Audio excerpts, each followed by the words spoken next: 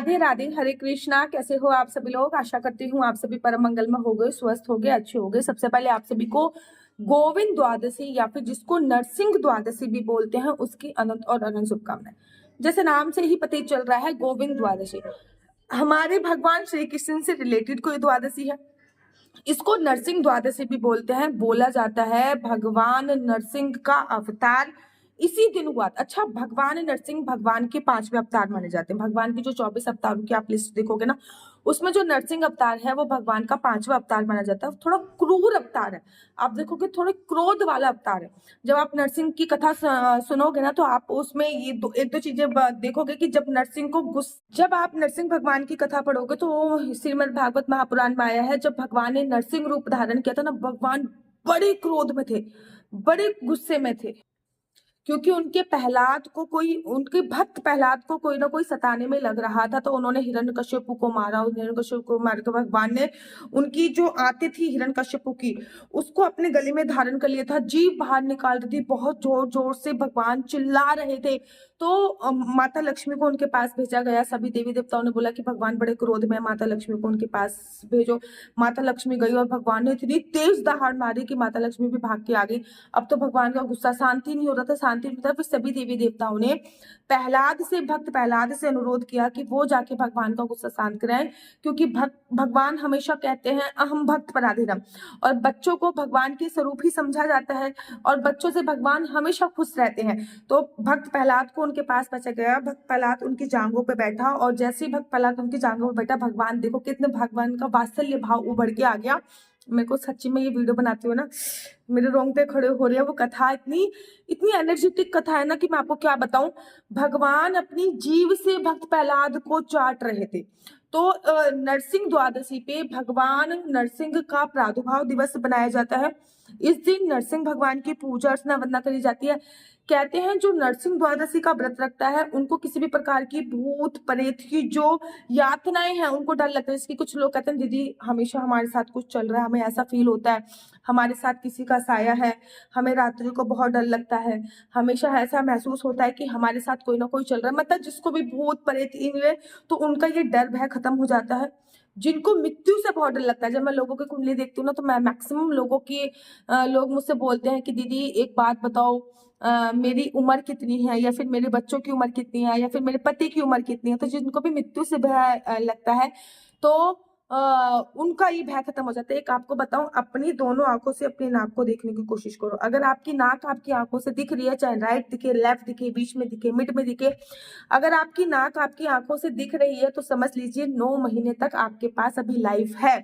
जिस दिन आपकी आंखों से आपकी नाक दिखनी बंद हो जाए, समझ लीजिए अब आपके पास जिंदगी के 9 महीने बचे हुए हैं। बस उस 9 महीने के अंदर अंदर आपका देह संस्कार हो जाएगा। ठीक है ना। ये बहुत अच्छी एक जब मृत्यु आती है ना, मृत्यु आने से पहले कुछ संकेत देती है। तो उसमें मैंने ये पढ़ा था। अगर उस पर वीडियो चाहते हो कि मृत्यु जब आती है तो क्या संकेत देती है दीदी, कृपया करके बताओ। उस पर डिटेल में वीडियो चाहते तो मुझे कमेंट्स कीजिए, मैं उसमें भी डिटेल में वीडियो आप सभी लोगों को बता सकती हूँ। ठीक है। खैर, अभी मैं नरसिंह द्वादशी की बात कर रही हूँ। तो अगर आपको मृत्यु से भय लगता है तो नरसिंह द्वादशी की व्रत पूजा अर्चना वंदना का बड़ा विशेष महत्व होता है। जिसको भी घर बनाने की चाह है, जो लोग चाहते हैं कि हमारा घर बन जाए, उनको नरसिंह द्वादशी का व्रत इत्यादि रखना चाहिए। जो लोग चाहते, क्योंकि नरसिंह द्वादशी एक ऐसी द्वादशी है जो शीघ्र फल देने वाली द्वादशी होती है। जिसका व्रत रखने से आपको शीघ्र फल की प्राप्ति होती है। जिसका भी व्रत रखने से आपको शीघ्र फल देने वाली द्वादशी है, जिसका व्रत रखने से आपको शीघ्र फल की प्राप्ति होती है, ऐसी ही नरसिंह द्वादशी है। इसका जब आप व्रत रखोगे तो आपको शीघ्र शीघ्र फल की प्राप्ति होगी। तो नरसिंह द्वादशी का व्रत इसलिए रखा जाता है। ठीक है ना। तो नरसिंह द्वादशी का व्रत देखो, वैसे तो द्वादशी तिथि जो प्रारंभ होने वाली है वो 10 तारीख से ही प्रारंभ हो जाएगी। सुबह सुबह 10 तारीख से प्रारंभ हो जाएगी अराउंड 8:30 बजे से, और 11 तारीख को 8:13 पे विश्राम होगी। सूर्य उदय के अनुसार जो तिथि हमें मिलती है उसी तिथि को मान्य होता है। तो सूर्य उदय के अनुसार हमें 11 तारीख को नरसिंह द्वादशी, जिसको गोविंद द्वादशी के नाम से संबोधित किया जाता है, वो बनाएंगे। साउथ में ना इस द्वादशी का बड़ा विशेष महत्व होता है। साउथ में क्या, वृंदावन में जो आप नरसिंह भगवान के मंदिर देखोगे ना, नरसिंह भगवान की डिफरेंट डिफरेंट झांकियां निकाली जाती हैं, ठीक है।